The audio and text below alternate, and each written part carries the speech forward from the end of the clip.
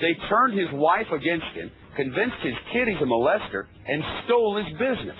Now they're out looking for someone else to rip off. How you doing? How well do you know your friends? Could one of them be secretly stabbing you in the back, stealing your home, your job, even your family? Tonight, two masters of deception, traveling the country, pulling off sinister scams. Geraldo investigates. The brothers scum. Nicherie is breaking into a luxury office building.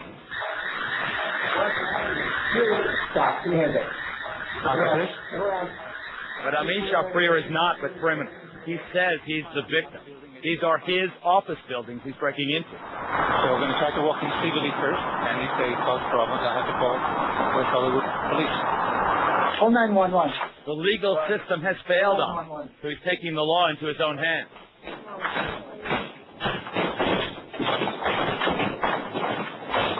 These brothers are the convicted conmen, Daniel and Abner Nicherie, and they will turn a simple divorce into a raging battle from California to Alabama.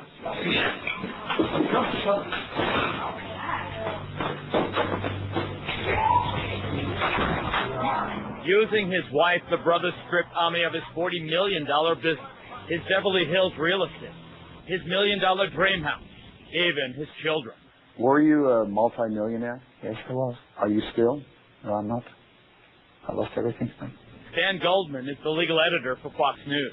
It's a nightmare in terms of how the legal system, which was created to protect the rights of the innocent, can be used in effect to block those rights and perhaps to even take them away. Nicherie and Sarit Haq fell in love and married in Tel Aviv. They immigrated to Los Angeles to start a family and a small telecommunications company.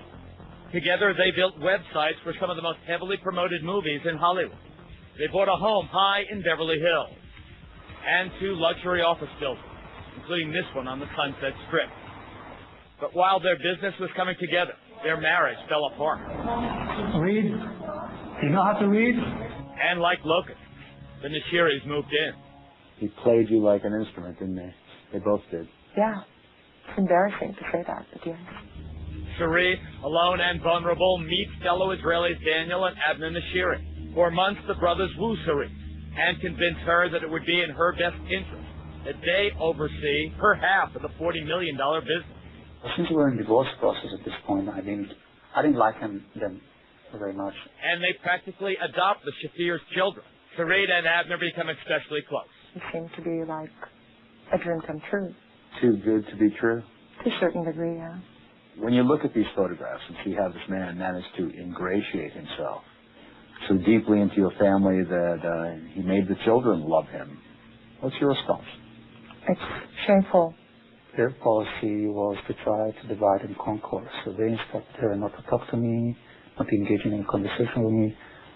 And I thought it just part of their anger back then. They let me listen to a phone conversation that Ami had with his attorney. They were tapping his line. The brothers were tapping Ami's line? Yeah. Every little stage in my life, I'm being haunted by them. Then the brothers tell the worst lie of all. How did they manage to convince you that your ex-husband was a child molester? They spoke with my daughter first and told her that if she loves Mommy and she wants to protect her, she's going to have to do something to help Mommy. Abner convinced my daughter to go to Mommy and tell her that Daddy was playing with genitals. They convinced your daughter to charge you with molestation? Yes. And later, when Abner and Daniel were out of the picture, our daughter came to my ex-wife and told her that actually it was a lie, and Abner is the one that convinced her to tell the story. While their divorce rages on, the Nicheries use their control of Sarit's half of the business to allegedly forge documents and mount an attack on taking control of the entire company.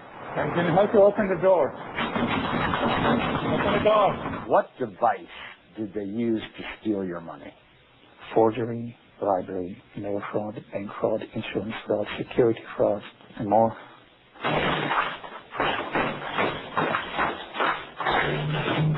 He's locked you in your old office?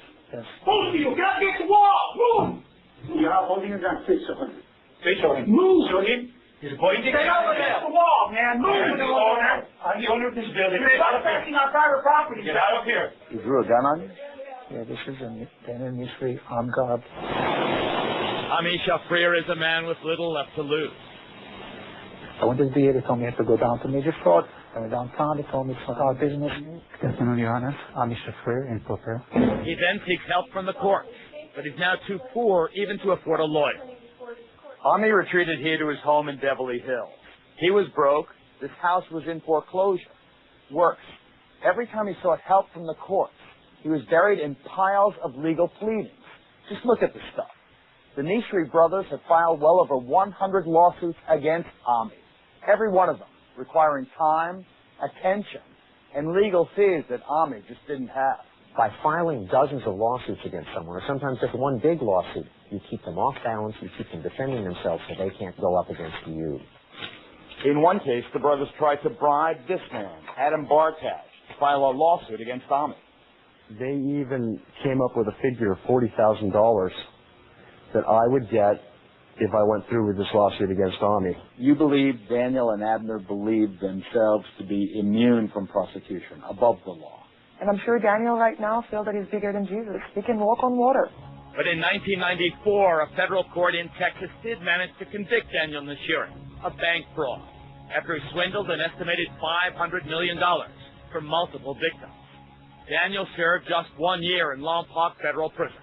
They laugh about going to Club Fed. That's what they call it. They call jail club. And last month, we caught up with Abner as he was released from federal prison on a probation violation. With a court order in his pocket and a crowbar in his hand, Ami finally takes control of his two buildings. Oh, well. Get this guy down. This night, a Nicherie employee is arrested. Where are you going? Is he going down? Where is he going? What station? Call. Get on the cell phone. Call Daniel. Call Abner and tell them I was arrested. The FBI has confirmed the Nicherie brothers are currently under investigation. We tracked them down in Las Vegas, where they are opening new businesses. Someone closed the shades. Not a good sign. You have no idea where they are. They're the bosses of your company. Back in the remnants of their once happy home, Ami and Sarid, although divorced, are united in their fight against the Nicherie brothers. They try and kick you out of your own home, and they still fight you like crazy, using your own money. She's adding insult to injury. What in your dream is the last chapter of this crazy story? Daniel Nicherie and Abner Nicherie locked in for life.